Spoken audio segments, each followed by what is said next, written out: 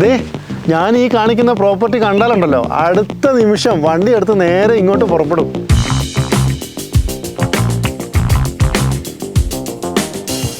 ഇമാതിരി അടാറ് പ്രോപ്പർട്ടിയൊക്കെ മൂന്നാറുണ്ടെന്ന് നിങ്ങൾക്ക് ആർക്കും അറിയത്തില്ല. അതിൻ്റെ റീസൺ എന്താണെന്ന് അറിയാമോ? അപ്പോൾ മൂന്നാറിൽ ഈ വെക്കേഷന് നിങ്ങൾക്ക് ഫാമിലി ആയിട്ട് പോയി താമസിക്കാൻ പറ്റുന്ന ഒരു കിടിലൻ പ്രോപ്പർട്ടിയും ദെൻ നമ്മുടെ റൈഡേഴ്സ് ആലുവയുടെ 10th ആനിവേഴ്സറി സെലിബ്രേഷനും അതുപോലെ എനിക്ക് കിട്ടിയ ഒരു അംഗീകാരം കൂടെയാണ് ഇത്തവണത്തെ വീഡിയോയിൽ നമ്മൾ ഉൾപ്പെടുത്തുന്നത്. ആ ഒരു സന്തോഷം നിങ്ങളിലേക്ക് കൂടെ ഷെയർ ചെയ്യാൻ വേണ്ടിയിട്ടാണ് ഞാൻ ഈ വീഡിയോ ആയിട്ട് വന്നത്. അപ്പോൾ വീഡിയോ എല്ലാവരും അവസാനം വരെ കാണുക, മാക്സിമം സപ്പോർട്ട് ചെയ്യുക. ഓക്കെ,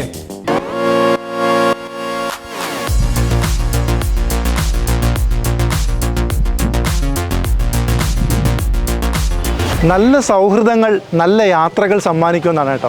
അതുപോലെ തന്നെ നല്ല യാത്രകൾ നല്ല സൗഹൃദങ്ങളും സമ്മാനിക്കുമെന്നാണ്. അങ്ങനെ നല്ല യാത്രകളുടെയും നല്ല സൗഹൃദങ്ങളുടെയും ഒരു 10ാം വാർഷികം ആഘോഷിക്കാനാണ് ഞാനിപ്പോൾ ഇവിടെ നിൽക്കുന്നത് കേട്ടോ. ഞാൻ നിൽക്കുന്നത് നമ്മുടെ തട്ടേക്കാട് ബേർഡ് സാങ്ച്വറിയിലാണ്. അപ്പോൾ ആ ഗ്രൂപ്പിൻ്റെ പേരാണ് റൈഡേഴ്സ് ആലുവ. നിങ്ങൾ പലരും കേട്ട് കാണും, പലരും ഇതിലെ മെമ്പർഷിപ്പ് ഉള്ളവരായിരിക്കും. യാത്രകൾ ചെയ്ത ആ ഒരു വലിയ സൗഹൃദത്തിൻ്റെ 10ാം വാർഷികം നമ്മളിവിടെ നിന്ന് അങ്ങോട്ട് അടിച്ചു പൊളിക്കുകയാണ്, ആഘോഷിക്കുകയാണെന്ന് പറയാം. അപ്പോൾ അതിൻ്റെ ഭാഗമായിട്ടാണ് ഞാനും ഇവിടെ നിൽക്കുന്നത്.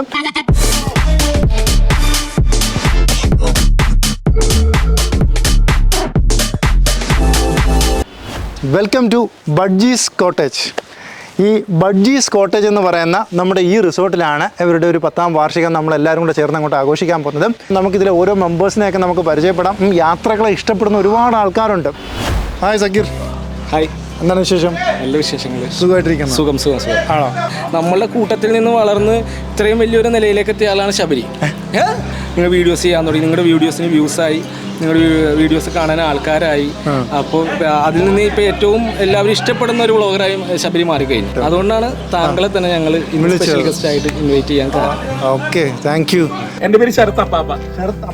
അപ്പാപ്പ, അതാ. പണ്ടേ ആ പേര് കൂടെ ഉണ്ടോ? ഇല്ല, ഇടയിൽ വന്നാണ്. ഫേസ്ബുക്കിലൂടെ ഹിറ്റ് ആയപ്പോ പിന്നെ അത് മാറ്റിയിട്ടില്ല. ഇവരെ കൂടെ പിടിച്ചിരിക്കാൻ നമ്മൾ കഷ്ടപ്പെടുകയുണ്ട്. ശബരിമാർക്കുള്ള പേരൊക്കെ മാറ്റിയിട്ട് നമ്മൾ കുറച്ച് വേറെ ആഡ് ഓൺ ചെയ്യേണ്ടിയിരിക്കുന്നു. തീർച്ചയായിട്ടും. അപ്പോൾ ജോ, എന്താണ് വിശേഷം? നല്ല വിശേഷം. സുഖമായിട്ടിരിക്കുന്നു. ഇതുവരെ ഫോണിൽ കൂടി സംസാരിച്ചതും വാട്സപ്പ് മെസ്സേജും കാര്യങ്ങളും മാത്രമേ ഉണ്ടായിട്ടുള്ളൂ. ആദ്യമായിട്ടാണ് നേരിട്ടൊന്ന് കാണുന്നത്. അതിൽ വളരെ സന്തോഷം. യെസ്. അപ്പോൾ അടുത്ത 2 അഷ്റഫുമാരുടെ നടുക്ക് ഞാൻ നിൽക്കുകയാണ് കേട്ടോ. അപ്പോൾ പെട്ടെന്ന് അഷ്റഫ് എന്ന് പേര് വെക്കുമ്പോൾ എനിക്ക് അഷ്റഫ് എക്സലിലാണ് ഓർമ്മ വരുന്നത്. എന്തായാലും 2 അഷ്റഫുമാർ ഒരുമിച്ച് പരിചയപ്പെടാൻ പറ്റിയ സന്തോഷം. രണ്ടുപേരും ഓക്കെ. അപ്പോൾ ഇവിടെ ഒരു വലിയ ഗ്യാങ്ങിനെ നമുക്ക് കിട്ടിയിട്ടുണ്ട്. പെട്ടെന്ന് എല്ലാവരും നമുക്കൊന്ന് ഓടിച്ച് പരിചയപ്പെടാം. Hello, hi. Rocky. Hello. Rocky. Nithin. Akhil. Tinu. Soyi. Ashraf. Jo. Tom. Rajesh. Mithun. Ashraf. Irinjalakuda. Wilson. എൻ്റെ പേര് രതീഷ്, സ്ഥലം ചാലക്കുടിയാണ്. യെസ്. അപ്പോൾ ഞാൻ നേരത്തെ പറഞ്ഞു നമ്മുടെ ബഡ്ജീസ് കോട്ടേജിലാണ് നമ്മൾ നിൽക്കുന്നത്. അപ്പോൾ അതിൻ്റെ മാനേജറെ നമുക്കൊന്ന് പരിചയപ്പെടാം. Hello, hi sir. ഈ റിസോർട്ടിനെ കുറിച്ചിട്ടൊന്ന് പറയാൻ പറ്റും? 8 കോട്ടേജസ് ഉണ്ട്. ഓക്കെ. പിന്നെ 3 വില്ലാസ് ഉണ്ട്. ഓക്കെ. പിന്നെ 2 മഡ് ഹൗസ് ഉണ്ട്. പിന്നെ ഒരു വാച്ച് ടവർ ഉണ്ട്. ഓക്കെ. ഇതാണ് ഈ പിന്നെ പ്ലസ് 1 സ്വിമ്മിംഗ് പൂൾ ഉണ്ട് ഇവിടെ. എന്തായാലും നൈസ് ഒരു ആംബിയൻസ് ആണ് റിസോർട്ടിൻ്റെ.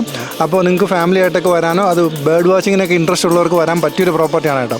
അപ്പോൾ anyway, thank you so much sir. അങ്ങനെ വൈകുന്നേരം ആയതോടുകൂടി നമ്മുടെ പ്രോഗ്രാം സ്റ്റാർട്ട് ചെയ്തു. അപ്പോൾ പ്രോഗ്രാമിന് തൊട്ട് മുന്നേ തന്നെ നല്ല അടിപൊളി ഒരു കപ്പയും അതുപോലെ തന്നെ നല്ല മുളക് ചട്നിയും ഉണ്ടായിരുന്നു കേട്ടോ. അപ്പോൾ അതൊക്കെ കഴിച്ചിട്ടാണ് നമ്മൾ നേരെ ഹോളിലേക്ക് പോയത്. അവിടെയായിരുന്നു നമ്മുടെ ഈ 10ാം വാർഷിക ആഘോഷം നടന്നത്. സ്വാഗതവും ആശംസാ പ്രസംഗവും ഒക്കെ കഴിഞ്ഞിട്ട് നമ്മളെ കേക്ക് കട്ടിങ്ങിലേക്ക് കടന്നു.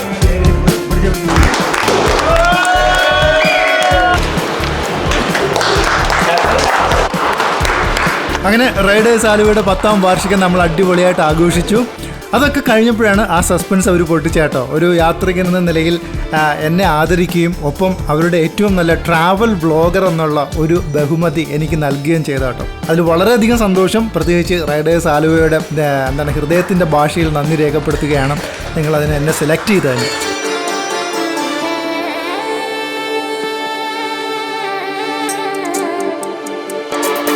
ശരിക്കും പറഞ്ഞാൽ 2 ദിവസം എല്ലാവരും ഒരു ഫാമിലി ആയിട്ട് ഒരുപോലെ കുറേ യാത്രാവിശേഷങ്ങളും അനുഭവങ്ങളും ഒക്കെ പങ്കുവെച്ച് ഒരുമിച്ച് അങ്ങ് കൂടി. എന്നാലും ഈ ഒരു ഇവന്റ് അങ്ങ് കളറാക്കി, ടോട്ടൽ കളറാക്കി എന്ന് പറയാം.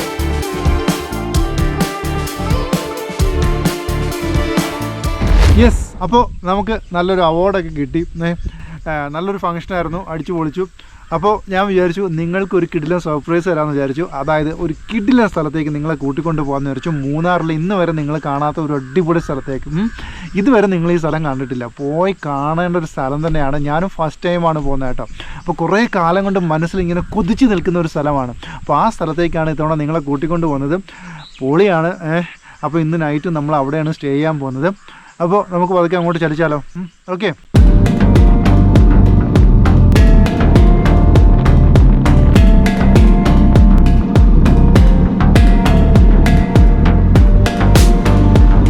സഞ്ചാരികളുടെ ഏറ്റവും പ്രിയപ്പെട്ട പറുദീസയായ മൂന്നാറിലാണ് നമ്മളുള്ളത്. മൂന്നാറിലെ എക്കോ പോയിന്റിലാണ് നമ്മൾ നിൽക്കുന്നത്. അപ്പോൾ ഇവിടെ നിൽക്കുന്നതിൻ്റെ ഉദ്ദേശം എന്ന് പറയുന്നത് എല്ലാവരും ഇതുവഴി പാസ് ചെയ്ത് വട്ടവടക്കൻ ടോപ്പ് സ്റ്റേഷനൊക്കെ പോകാറുണ്ട്. പക്ഷേ നമ്മൾ ഇന്ന് സ്റ്റേ ചെയ്യാൻ പോകുന്നതെന്ന് പറയുന്നത് ഇതിനുള്ളിലേക്ക് പോയിട്ടാണ് കേട്ടോ. ഇതുവരെ ആരും കാണാത്തൊരു സ്വർഗത്തിലേക്ക് നമ്മൾ കടന്നു ചെല്ലുകയാണ്.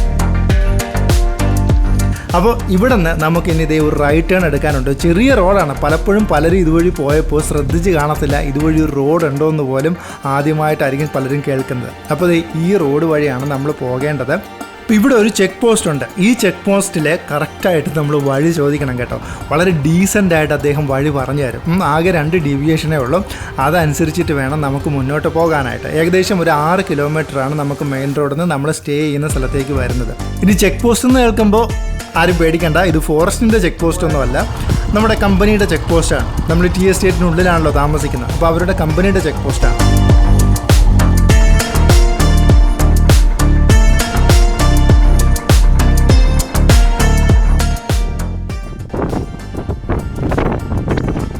കയറി വരുമ്പോൾ ഉണ്ടല്ലോ അതേ കാണുന്ന വ്യൂ ആണ്, അസാധ്യ വ്യൂ ആണ് കേട്ടോ. അതേ നോക്കി ഫുള്ള് ഒരു ഹിഡൻ പ്ലേസ്. തേയിലത്തോട്ടങ്ങളുടെയൊക്കെ ഒരു ഭംഗിയുണ്ടോ. ഈ റോഡ് ആണ് നമ്മൾ നേരെ പോകേണ്ടത്.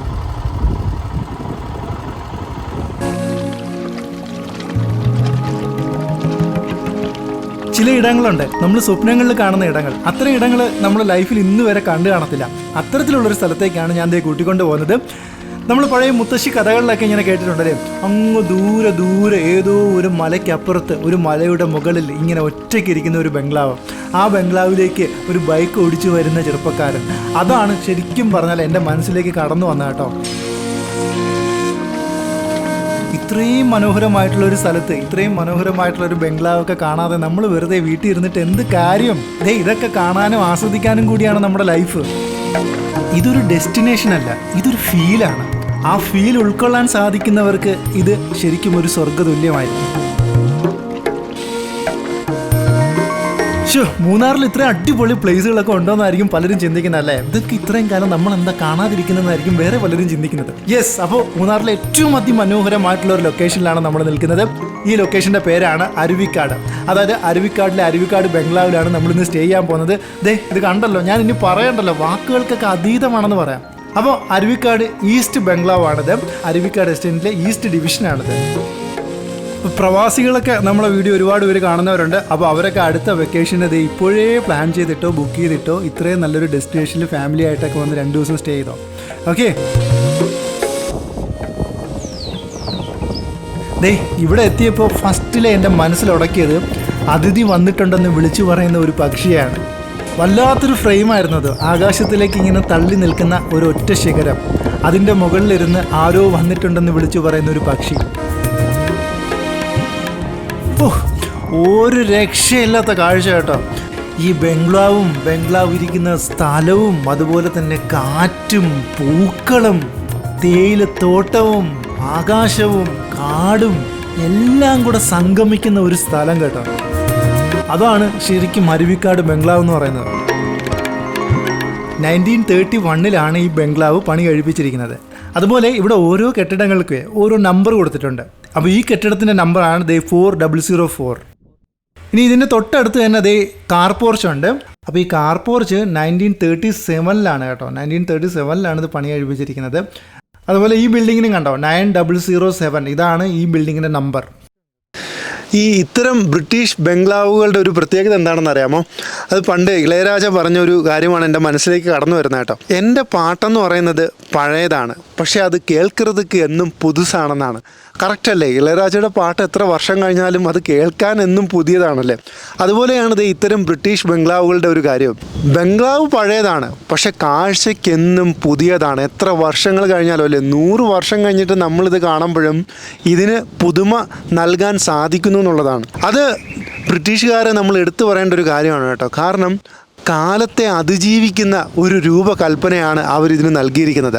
നമ്മൾ ഇന്നൊക്കെ ലക്ഷറി ആയിട്ട് പല കെട്ടിടങ്ങളൊക്കെ കെട്ടാറുണ്ടല്ലേ, പക്ഷേ ഒരു 10 വർഷമൊക്കെ കഴിയുമ്പോഴത്തേക്ക് അത് ഔട്ട്ഡേറ്റഡായി മാറും. പക്ഷേ ഇത് നോക്കിയേ, ഒരു 100-120 വർഷം കഴിഞ്ഞാലും ഇതെന്നും പുതിയതായിട്ട് തന്നെ നിലകൊള്ളുന്നു എന്നുള്ളതാണ്. അതിനൊരൊറ്റ റീസണേ ഉള്ളൂ, പ്രകൃതിയോട് ഇണങ്ങിയാണ് ഇവർ കൺസ്ട്രക്ഷൻ നടത്തിയിരിക്കുന്നുണ്ടോ. അങ്ങനെ മുഴച്ചു നിൽക്കാതെ പ്രകൃതിയിൽ ലയിച്ച് നിൽക്കുന്ന ഒരു കൊട്ടാരം. ആപ്റ്റാണ് ഈ ഒരു ലൊക്കേഷന്, ഈ ഒരു കെട്ടിടം എന്ന് പറയുന്നത്. ഇവിടെ വന്നപ്പോൾ എനിക്ക് തോന്നിയ ഒരു കാര്യം എന്ന് പറഞ്ഞാൽ, ഞങ്ങളൊക്കെ സ്കൂളിൽ പഠിക്കുമ്പോൾ ഒരു തങ്കപ്പൻ മാഷ് ഉണ്ടായിരുന്നു കേട്ടോ. ആ മാഷിനെ കാരണമാണ് ഞങ്ങളൊക്കെ കുറേ പഠിച്ചതെന്ന് പറയാം. കാര്യം പഠിക്കാതെ ചെന്ന് എടുത്തിട്ട് അടിയാണ്. അപ്പോൾ അതുപോലൊരു മാനേജർ ഈ എസ്റ്റേറ്റിനുണ്ടെന്നാണ് എനിക്ക് തോന്നുന്നത് കേട്ടോ. കാരണം ഇവിടെ ഒരു ചെടി പൂക്കാതിരുന്ന അടി കിട്ടുമെന്ന് തോന്നുന്നു. എല്ലാ ചെടികളും പൂത്ത് നിൽപ്പുണ്ട്. രാവിലെ എല്ലാ ചെടി ഇങ്ങനെ പൂത്ത് റെഡിയായി നിൽക്കുക മാനേജറെ പേടിച്ചിട്ട്. അതാണെന്ന് തോന്നുന്നു കേട്ടോ. എന്തായാലും ഇവിടുത്തെ ഗാർഡൻ സമ്മതിക്കണം. ഇത്രയും കിടിലം മനോഹരമായിട്ട് ഒരു ആർട്ടിസ്റ്റിക്, അതായത് ഓരോ ചെടികൾക്കും ഓരോ രീതിയിൽ പടങ്ങളൊക്കെ വരച്ച് ചെടിച്ചട്ടിയിലൊന്നും വെക്കാതെ നാച്ചുറലായിട്ട് ചെയ്ത് അതിലെ ആർട്ട് എടുത്തു പറയേണ്ട കാര്യമാണ് കേട്ടോ. അപ്പോൾ അതൊക്കെ അനുഭവിക്കണം, അതൊക്കെ നിങ്ങൾ എക്സ്പീരിയൻസ് ചെയ്യണം. അപ്പോൾ അത് നിങ്ങൾ ഫാമിലിയായിട്ട് മസ്റ്റായിട്ട് ഇവിടെ വന്നൊരു ദിവസം സ്റ്റേ ചെയ്തോ. ഞാനാണ് പറയുന്നത്, നിങ്ങൾക്ക് ഇഷ്ടപ്പെടും, ഉറപ്പാണ്. ജീവിതം എന്ന് പറയുന്നത് ആസ്വദിക്കാനും കൂടി ഉള്ളതാണ് കേട്ടോ. നമ്മൾ കുറേ സമ്പാദിച്ചിട്ടൊന്നും ഒരു കാര്യമില്ല. നമുക്ക് ആസ്വദിക്കാൻ പറ്റിയില്ലെങ്കിൽ പിന്നെ എന്ത്? അത് ഇത്രയും മനോഹരമായിട്ടുള്ളൊരു സ്ഥലത്തൊക്കെ നമ്മൾ ഒരു ദിവസം സ്റ്റേ ചെയ്തില്ലെങ്കിൽ പിന്നെ എന്ത് ലൈഫല്ലേ. ഞാനത് കുറേ കാലം കൊണ്ട് ആഗ്രഹിച്ചിരുന്നതാണ് കേട്ടോ, അത് ഇങ്ങനെ ഒരു ബംഗ്ലാവിൽ വന്ന് താമസിക്കണമെന്നുള്ളത്. ഇനി ഇതിൻ്റെ ചുറ്റും ഏതൊക്കെ പ്രദേശങ്ങളാണെന്നുള്ളതാണ് ഞാൻ പറയാൻ പോകുന്നത്. അത് കേൾക്കുമ്പോൾ നിങ്ങൾ ശരിക്കും അതിശയിക്കും കേട്ടോ. ഇതിനെല്ലാം ഉള്ളിലാണ് ഈ നമ്മുടെ ഈ ബംഗ്ലാവ് ഒളിച്ചിരിക്കുന്നത്. അതായത് സ്ട്രെയിറ്റ് നമ്മൾ കാണുന്ന മലയുടെ അപ്പുറത്താണ് നമ്മുടെ ടോപ്പ് സ്റ്റേഷൻ വ്യൂ പോയിന്റ് വരുന്നത്. ഇനി റൈറ്റ് സൈഡിലാണ് നമ്മുടെ മീശപ്പുലിമല വരുന്നത്. ഇനി ബാക്ക് സൈഡിലാണ് നമ്മുടെ മൂന്നാർ വരുന്നത്. ലെഫ്റ്റ് സൈഡിലേക്ക് പോവുകയാണെങ്കിൽ ലെഫ്റ്റ് സൈഡിലാണ് ദേ നമ്മുടെ മറയൂർ മൂന്നാർ റോഡ് വരുന്നത്. ശരിക്കും പറഞ്ഞാൽ ഇതൊരു 360 വ്യൂ ആണ്. ഞാൻ നേരത്തെ പറഞ്ഞതുപോലെ ഇത്രയും കാഴ്ചകൾക്ക് ഉള്ളിലാണ് ദേ ഇങ്ങനെ ഒരു ബംഗ്ലാവ് ഇരിക്കുന്നത് അല്ലേ. ഈ പറയുന്ന സ്ഥലങ്ങളിലെല്ലാം നമ്മൾ പോയിട്ടുണ്ട്, പക്ഷേ അതിനുള്ളിൽ ദേ ഇങ്ങനെ ഒരു ബംഗ്ലാവ് ഉണ്ടെന്നുള്ളത് എപ്പോഴെങ്കിലും നമ്മൾ ചിന്തിച്ചിട്ടുണ്ടോ? നമ്മൾ കാണാത്ത കാഴ്ചകൾ ഇനിയും മൂന്നാർ ഒരുപാടുണ്ട് കേട്ടോ.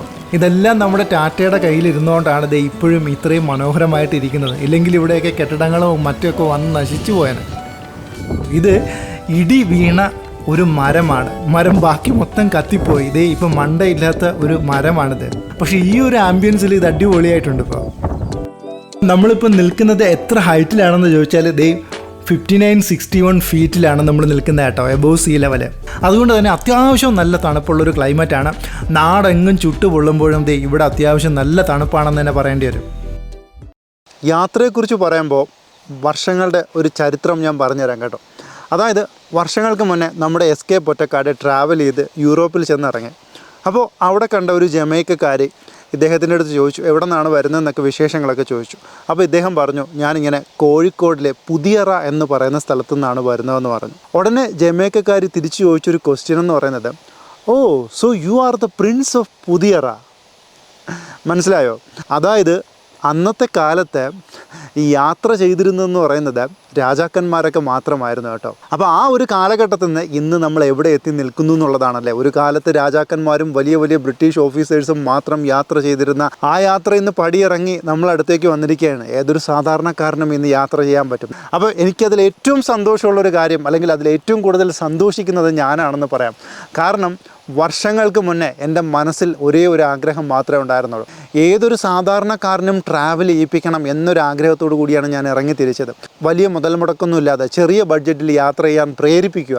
ഇന്ന് ദേ ഇവിടെ വന്ന് നിൽക്കുന്നത് പോലും മൂന്നാറിലെ ഇന്നും അധികം ആൾക്കാർക്ക് അറിയാത്ത ഈ ഒരു സ്ഥലം നിങ്ങൾക്ക് വേണ്ടി പരിചയപ്പെടുത്താനാണ്. അപ്പോൾ യാത്രകൾ തുടരട്ടെ.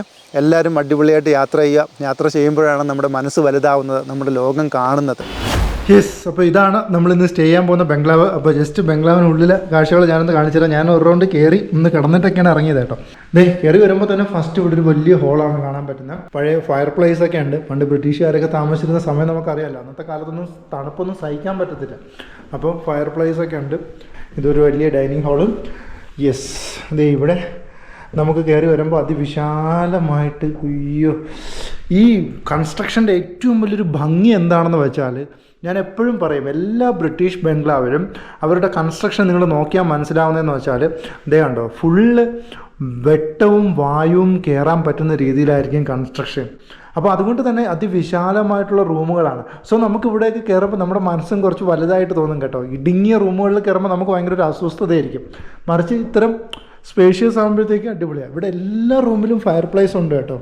നിലവിൽ 2 റൂംസാണ് ഉള്ളത്. ഇപ്പോൾ ഒരു റൂമാണ് നമുക്ക് വേണ്ടി ഓപ്പൺ ചെയ്ത് വന്നിരിക്കുന്നത്. അതിന് മുന്നേ റിവേഴ്സ് ഒരു കാര്യം പറയാൻ വിട്ടുപോയി. ഇതേ കണ്ടോ, ഫ്ലോർ എന്ന് പറയുന്നത് വുഡൻ ഫ്ലോറാണ് കണ്ടോ. ഇതാണ് നമ്മൾ അതിവിശാലമായ റൂമെന്ന് പറയുന്നത്. എങ്ങനെയുണ്ട്, കിടുവല്ലേ? ഈ മിറർ എനിക്ക് ഇഷ്ടപ്പെട്ടു കേട്ടോ, അടിപൊളിയായി. അപ്പം ഇത്രയും വലിയൊരു വിൻഡോ ആയതുകൊണ്ട് തന്നെ രാവിലെയൊക്കെ ഇത് ഇവിടെ നിന്നുള്ള വ്യൂ അടിപൊളിയായിരിക്കും കേട്ടോ. ഇത് കാണുമ്പോൾ തന്നെ കൊതിയാവുന്നുണ്ട്. ഈ ഒരു ഫ്രെയിം ഭയങ്കര രസമാണല്ലേ. ബ്രിട്ടീഷ് കാലഘട്ടത്തിലുള്ള മെയിൻ ബംഗ്ലാവുകളിലൊക്കെ നമുക്ക് കാണാൻ പറ്റുന്ന ഇത്തരം ഒരു സ്ക്വയർ ടൈപ്പ് അല്ലേ, അതിനകത്ത് ചെറിയ ചെറിയ സ്ക്വയറുകളായിട്ടുള്ള വിൻഡോ. അത് കാണുമ്പോൾ തന്നെ ഒരു ഭയങ്കര ലുക്കാണത്. ഇത് വാഷ്റൂം അല്ല കേട്ടോ, ഇതൊരു ഡ്രസ്സിങ് റൂമാണ് ശരിക്കും. അത് അവിടെ നിന്ന് ഒരു ചെറിയ വിൻഡോ ഉണ്ട്. അത് കഴിഞ്ഞിട്ട് വാഷ്റൂമാണ് ഇത് കേട്ടോ. വാഷ്റൂമൊക്കെ അത്യാവശ്യം നല്ല വലിപ്പമുള്ളതാണെന്ന് പറയാം. നോക്കി, അപ്പോൾ ഇഷ്ടപ്പെട്ടില്ലേ എല്ലാവർക്കും? അടിപൊളിയല്ലേ? വൈകുന്നേരം ആയപ്പോൾ സീൻ ആകെ മാറി കേട്ടോ, ഒരു രക്ഷയില്ലാത്ത തണുപ്പായി. അപ്പോൾ ഞാനാണെങ്കിൽ വേറെ സ്വെറ്ററോ ജാക്കറ്റോ ഒന്നും വേറെ ഒന്നും കൊണ്ടുവന്നില്ല. അപ്പോൾ നമ്മളെ റൈഡിങ് ജാക്കറ്റ് തന്നെ എടുത്തിട്ടു, അല്ലാതെ വേറെ രക്ഷയില്ല. കാറ്റണമെന്നേ, അതിഭീകരമായിട്ടുള്ള കാറ്റ്. ആ കാറ്റിങ്ങനെ നമ്മളെ വിറപ്പിച്ചളയാ. എങ്ങും ബേഡ്സിൻ്റെ സൗണ്ട് മാത്രമേ ഉള്ളൂ കേട്ടോ. നമ്മുടെ നാട്ടിൽ നിന്ന് അല്ലെങ്കിൽ ആസ് യൂഷ്വൽ നമ്മൾ പോകുന്ന പതിവ് ഡെസ്റ്റിനേഷൻസിൽ നിന്ന് വളരെ ഡിഫറെൻ്റ് ആയിട്ടുള്ളൊരു പ്ലേസ്. കാരണം നമുക്ക് വേറൊരു സൗണ്ടും ഇല്ല. ബേഡ്സിൻ്റെ സൗണ്ടും പിന്നെ ദേ അവിടെ ഒരു വാട്ടർഫോൾസ് ഉണ്ട്, അതിൻ്റെ സൗണ്ടും മാത്രമേ ഉള്ളൂ. വൈകുന്നേരം ആയിക്കഴിഞ്ഞാൽ ദേ വേറെ എവിടെയും പോകണ്ട, ഈ ബംഗ്ലാവിൻ്റെ റൈറ്റ് സൈഡിൽ ഇങ്ങനെ ഇരുന്നാൽ മാത്രം മതി. ബിക്കോസ് നല്ല ബ്യൂട്ടിഫുൾ ആയിട്ടുള്ള ഒരു സൺസെറ്റ് ദേ ഇവിടെ ഇരുന്ന് നമുക്ക് ആസ്വദിക്കാൻ പറ്റും. എപ്പോഴും ഇങ്ങനൊരു തണുത്ത കാറ്റ് നമ്മളെ ഇങ്ങനെ തട്ടി തലോടി കടന്നു പൊയ്ക്കൊണ്ടേയിരിക്കും കേട്ടോ. ഞാൻ വന്നപ്പോൾ മുതൽ ഇതുവരെ കാറ്റ് സ്റ്റോപ്പായിട്ടില്ല എന്നുള്ളതാണ്. എന്നാ ഭംഗിയുള്ള സൺസെറ്റ് അല്ലേ. രാത്രിയോട് അടുക്കും തോറും തണുപ്പും പതുക്കെ പതുക്കെ ഇങ്ങനെ കൂടിക്കൂടി വരും. നമ്മളിങ്ങനെ തണുപ്പിച്ചുകൊണ്ടേയിരിക്കും. ചെറിയ മഞ്ഞ് കണങ്ങളൊക്കെ നമുക്കിവിടെ കാണാൻ പറ്റും. മഞ്ഞിൻ്റെ ഒരു നേർത്ത പാളി നമ്മളെ ബംഗ്ലാവ് ഇങ്ങനെ ആകെ മൂടിയിട്ടുണ്ട്. അതേ നല്ല തണുപ്പായി കേട്ടോ രാത്രി. അപ്പോൾ ഞാൻ ജസ്റ്റ് റൂമിലെ ഹീറ്റർ ഓൺ ചെയ്തു. പണ്ട് സായിപ്പൊക്കെ ആയിരുന്നെങ്കിൽ ഇവിടെ ഫയർ പ്ലേസിൽ ഫയറൊക്കെ ഇട്ടിരുന്നേനെ. ഇപ്പം നമുക്ക് അതിനുള്ളൊരു ഓപ്ഷൻ ഇല്ല. അതുകൊണ്ട് എന്തോ ആശ്വാസം എന്ന് അറിയാമോ, കുറച്ച് ചൂട് കിട്ടിയപ്പോഴേ.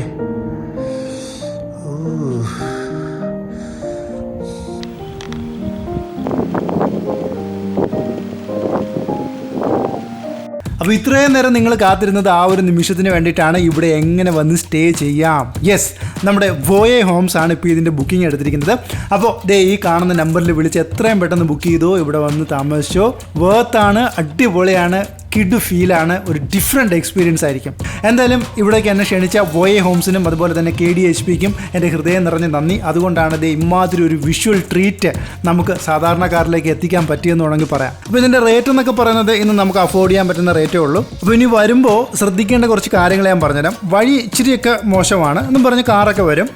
സെക്കൻഡ് ഉണ്ടെന്ന് പറഞ്ഞാൽ നിങ്ങൾക്ക് ആവശ്യമുള്ള എല്ലാ സാധനങ്ങളും വാങ്ങിയിട്ട് വേണം വരാൻ. ഇതൊരു റിമോട്ടായിട്ടുള്ള പ്ലേസ് ആണ്, വേറൊന്നും തന്നെ നിങ്ങൾക്ക് ഇവിടെ കിട്ടത്തില്ല. പിന്നെ തേർഡ് ഉണ്ടെന്ന് പറയുന്നത് നിങ്ങൾ വൈകുന്നേരത്തിന് മുന്നേ, അതായത് ഒരു 5 മണിക്ക് മുന്നേ നമ്മുടെ എക്കോ പോയിന്റിൽ നിന്ന് ആ ചെക്ക് പോസ്റ്റ് കടക്കാൻ ശ്രമിക്കുക. രാത്രി ആയാലും നിങ്ങൾക്ക് ഇവിടെ വഴി ചോദിക്കാൻ പോലും ആരും കിട്ടത്തില്ല. ഫുഡിൻ്റെ കാര്യം നിങ്ങൾ ഉറപ്പ് വരുത്തണം. ഫുഡിൻ്റെ റേറ്റും അതുപോലെ തന്നെ ഡിന്നറും ലഞ്ചും ഒക്കെ വേണമെങ്കിൽ നേരത്തെ കൂട്ടി ബുക്ക് ചെയ്യണം. ബ്രേക്ക്ഫാസ്റ്റ് കോംപ്ലിമെൻ്ററി ആണ്. ഞാൻ നേരത്തെ പറഞ്ഞല്ലോ, ഇത് ശരിക്കും യുണീക്ക് ആയിട്ടുള്ളൊരു സ്റ്റേ ആണ്. ഇവിടെയൊക്കെ ലൈഫിൽ ഒരു തവണയെങ്കിലും വന്ന് താമസിക്കണം കേട്ടോ. ഇതിലൊന്നും നമ്മൾ യാതൊരുവിധ പിശുക്കും കാണിക്കരുത്. കാരണം ഇതൊക്കെ ലൈഫിൽ നമുക്ക് വല്ലപ്പോഴും സംഭവിക്കുന്ന ഒരു കാര്യമാണ്. ഈ എപ്പിസോഡ് ഇവിടെ അവസാനിപ്പിക്കുകയാണ് എന്നും പറഞ്ഞ് മൂന്നാർ സീരീസ് ഇവിടെ തീരുന്നില്ല. ഇതുപോലുള്ള കിടിലൻ കാഴ്ചകൾ നിങ്ങളെ വെയിറ്റ് ചെയ്തിരിപ്പുണ്ട്. ഉടനെ അടുത്ത എപ്പിസോഡായിട്ട് വരാം. അപ്പോൾ ഇതുപോലുള്ള വീഡിയോസാണ് നമ്മുടെ ചാനലിൽ അപ്ലോഡ് ചെയ്യുന്നത്. അപ്പോൾ ഫസ്റ്റ് ടൈമാണ് നിങ്ങൾ ചാനൽ കാണുന്നതെങ്കിൽ സബ്സ്ക്രൈബ് ചെയ്യാനും ഒപ്പം തന്നെ ബെല്ലൈക്കൺ പ്രസ് ചെയ്യാനും മറക്കണ്ട. അപ്പോൾ അതുപോലെ തന്നെ എൻ്റെ ഫേസ്ബുക്ക് പേജും ഇൻസ്റ്റയിലും ഞാൻ യാത്രാ വിവരണങ്ങളും കുറേ വീഡിയോകളൊക്കെ അപ്ലോഡ് ചെയ്യുന്നതായിരിക്കും. അപ്പോൾ പറ്റുന്നുള്ളവർ അതും കൂടെ ഫോളോ ചെയ്തേക്കണം.